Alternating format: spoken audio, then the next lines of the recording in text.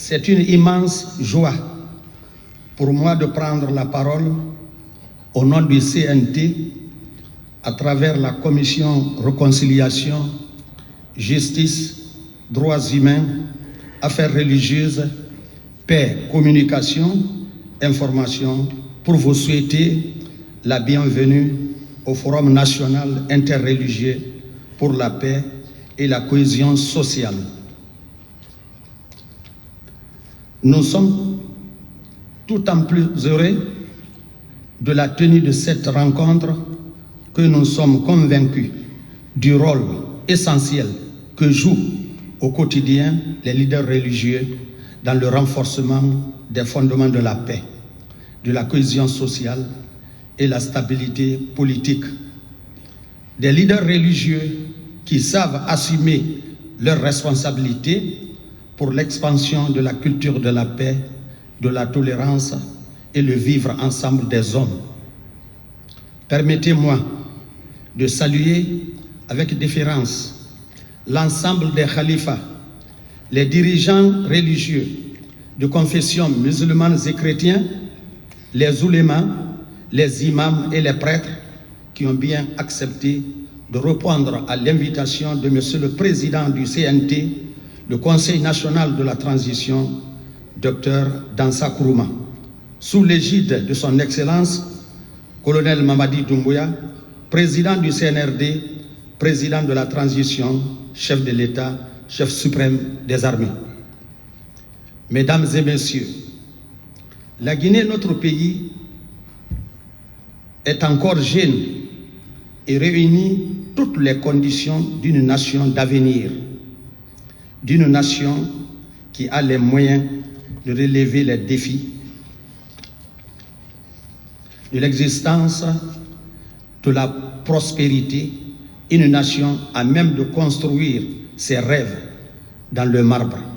Toutefois, reconnaissons-le, c'est aussi une Guinée qui s'interroge face à certains traumatismes, certaines douleurs ruminées, certes, certains conflits qui nous ont éprouvés et qui défient notre capacité à nous mettre ensemble.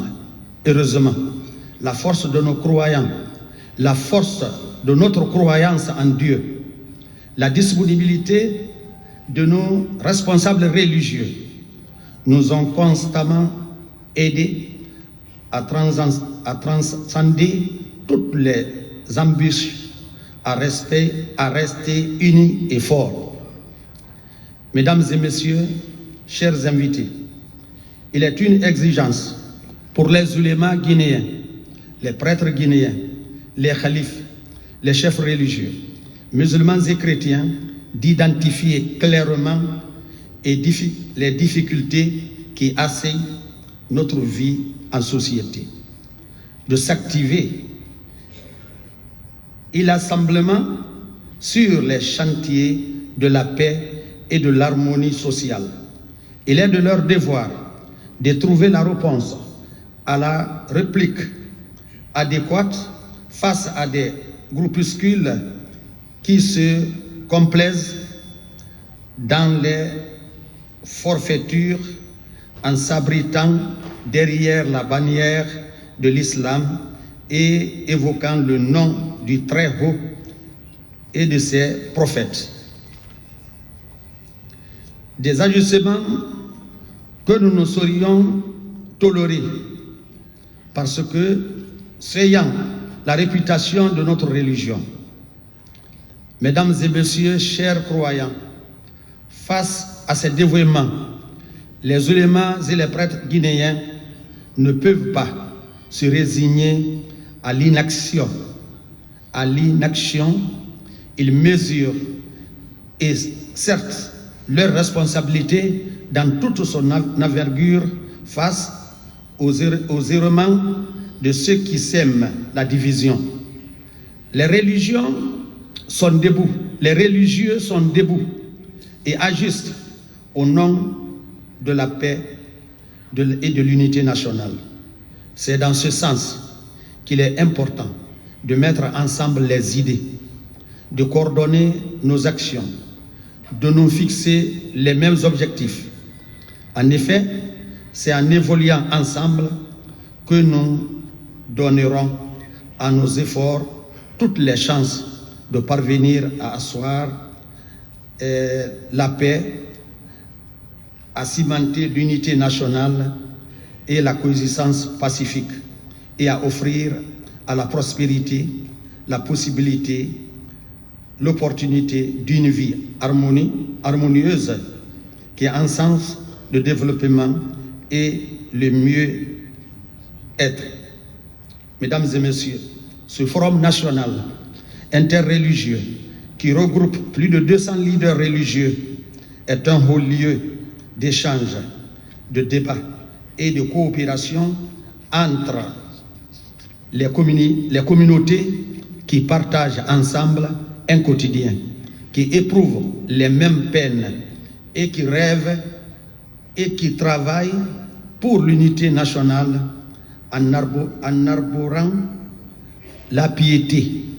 Il s'agit de contribuer à diffuser et à entretenir la culture de la paix et de la cohésion sociale en Guinée, à créer un environnement de tolérance, débarrassé de conflits entre les peuples. Chers invités, nous comprendrons et attestons que le dialogue et la solidarité entre les fils du pays sont une exigence. Et cela doit être un état d'esprit, le vivre ensemble, de l'intercommunication devrait demeurer une règle de vie, une tradition, un mode de vie. Chaque citoyen doit s'activer pour cela et élargir toujours davantage le spectre du langage fraternel, de l'échange au quotidien entre les fils du pays. Mesdames et messieurs, Monsieur le Président, nous devrons intégrer la nécessité de vivre et d'échanger avec l'autre qui croit autrement que nous. Ne voir en lui qu'un frère. Nous accueillons les idées comme nous voudrions qu'il accepte les nôtres. La diversité est toujours une richesse, quelle que soit sa nature. Nous nous sommes enrichis, nous enrichissons chaque fois que nous tendons l'oreille à la main à l'autre frère qui propose une autre opinion. Ceci est aussi une garantie de la quiétude sociale. Notre nation laïque favorise et entretient une société qui tolère la diversité religieuse et de pensée. Mesdames et messieurs, chers croyants, puisse cette rencontre d'aujourd'hui en Guinée inspirer les croyants de notre pays. Amen. Le dialogue a ses vertus, au titre desquelles figurent en bonne place la paix, l'entente et la concorde, toutes choses qui unissent les femmes et les hommes sur terre et ce, partout dans le monde. Le dialogue est le ferment de la cohésion sociale et du vivre ensemble. Nous lançons un appel à tous les croyants de Guinée de privilégier la voie du dialogue dans toutes leurs actions pour la concorde et la solidarité. En conclusion, le message éternel des religions prôné par le CNT, Conseil national de transition, c'est sûrement de faire d'abord de la Guinée un pays croyant en harmonie avec lui-même et qui apporte à la société guinéenne une sagesse, une bénédiction, une solidarité qui offre la splendeur d'une âme en paix. Et comme dirait un célèbre proverbe africain, la paix, ce n'est pas un vain mot, c'est un comportement. Vive le dialogue interreligieux, vive la coopération internationale. Je vous remercie.